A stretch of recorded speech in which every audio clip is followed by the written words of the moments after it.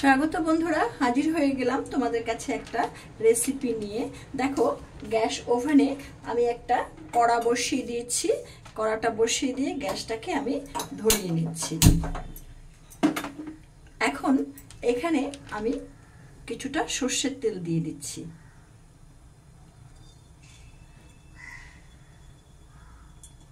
আমি এখানে 3 টেবিল চামচ সর্ষের তেল দিয়ে দিলাম। তেলটা আমার গরম হয়ে গেছে বন্ধুরা। এই তেলের মধ্যে আমি একটা শুকনো লঙ্কাকে একটু ফাটিয়ে দিয়ে দিলাম। তার সাথে দিয়ে দিচ্ছি হাফ চা চামচ 5 ফোড়ন। মশলাটা আমার ভাজা হচ্ছে। এই ফোড়নের মশলাটা দেখো সুন্দর ভাজা হয়ে গেছে। এখন দেখো এখানে আমি দুটো আলু,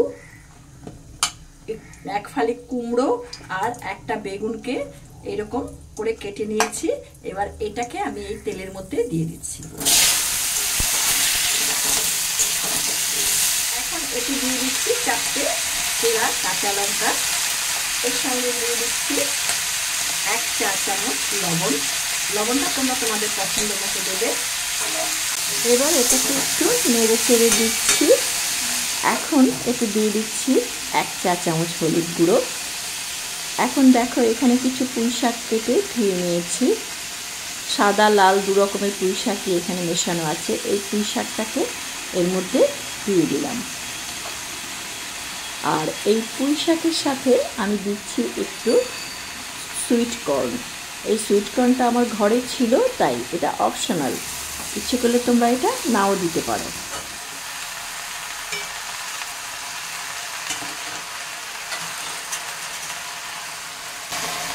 দু মিনিটের জন্য চাপা দিয়ে দিলাম। 2 মিনিট হয়ে গেছে বন্ধুরা। ঢাকনাটা তুলে একটু আমি সবজিগুলোকে নেড়ে ছেড়ে দিচ্ছি।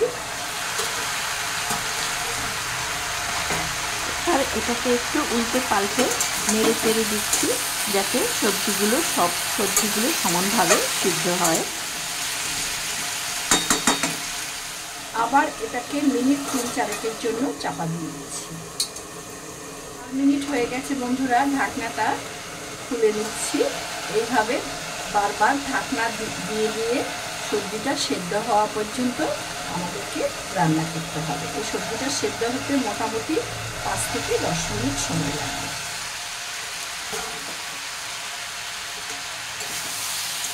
এখন এটাকে আবার একটু ভালোভাবে নেড়ে ছেড়ে দিচ্ছি। দেখো সবজির জলটা আমার প্রায় শুকিয়ে এসেছে।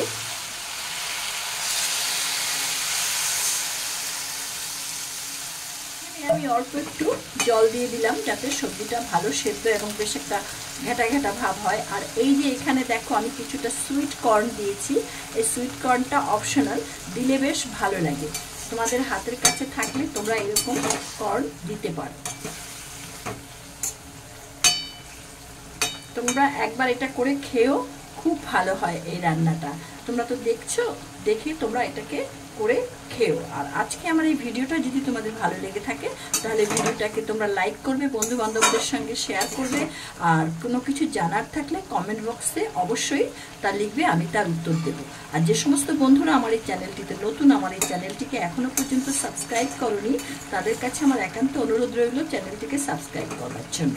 চ্যানেলটিকে সাবস্ক্রাইব করে বেল আইকনের অল অপশানটিকে তোমরা ক্লিক করবে, তাহলে আমার পরবর্তী সমস্ত নোটিফিকেশনস তোমাদের কাছে চলে যাবে।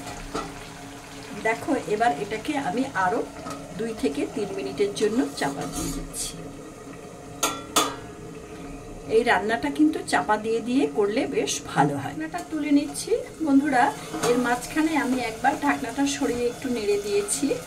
দেখো আমার বেশ জলটা প্রায় শুকিয়ে এসছে এবং সবজিগুলো সব বেশ সুন্দর নরম হয়ে গেছে। এটাকে আমি আর ঢাকনা দেব না। এখন এখানে দেখো আমি 2 চা চামচ সর্ষে বাটা নিয়েছি।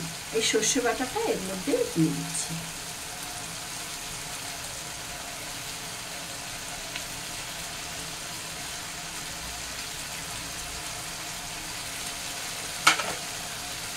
এবার এটাকে ভালো করে নেড়ে চেড়ে সর্ষেটাকে সব জায়গায় মিশিয়ে দিচ্ছি।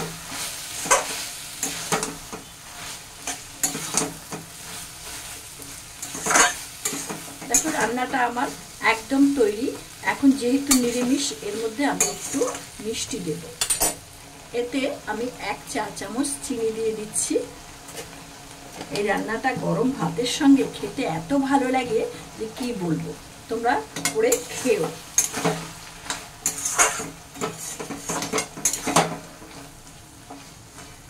এবার এর মধ্যে নামানোর আগে আমি আরেকটা উপকরণ এর সঙ্গে যোগ করব, সেটা হচ্ছে এর মধ্যে আমি একটু কাঁচা সর্ষের তেল দিয়ে দিচ্ছি। এই কাঁচা সর্ষের তেল দিলে সর্ষে বাটার যে গন্ধটা, সেই গন্ধটা খুব সুন্দর পাওয়া যাবে। এবার এটাকে ভালো করে নেড়ে চেড়ে সব জায়গায় মিশিয়ে দিচ্ছি সর্ষের তেলটাকে। হয়ে গেল আমার বেশ নিরামিষ দিনের একটা পুঁই শাকের সুন্দর চচ্চড়ি। এবার এটাকে আমি নামিয়ে নেব। তোমাদেরকে একটা প্লেটে একটু নামিয়ে আমি দেখাচ্ছি এটা কেমন হয়েছে। দেখো কি সুন্দর হয়েছে, একটা মাখো মাখো ভাব এর মধ্যে এসছে, খুব সুন্দর হয়েছে। আমি এবার এটাকে পুরো নামিয়ে নিচ্ছি। হয়ে গেল বন্ধুরা নিরামিষ দিনের পুঁই শাকের চচ্চড়ি, মানে সুইট কর্ন দিয়ে, এবং ভীষণ ভালো হয় এটা খেতে। তোমরা এটা করে খেও। তো ভিডিওটা তো তোমরা দেখলে, এই ভিডিওটা যদি তোমাদের ভালো লেগে থাকে তোমরা কিন্তু লাইক কমেন্ট শেয়ার অবশ্যই করবে, সেটা আমি তোমাদের আগেই বলেছি। তো ভিডিওটি দেখার জন্য তোমাদেরকে অসংখ্য ধন্যবাদ। তোমরা ভালো থেকো, সুস্থ থেকো। আগামী দিন দেখা হবে তোমাদের সঙ্গে। ধন্যবাদ।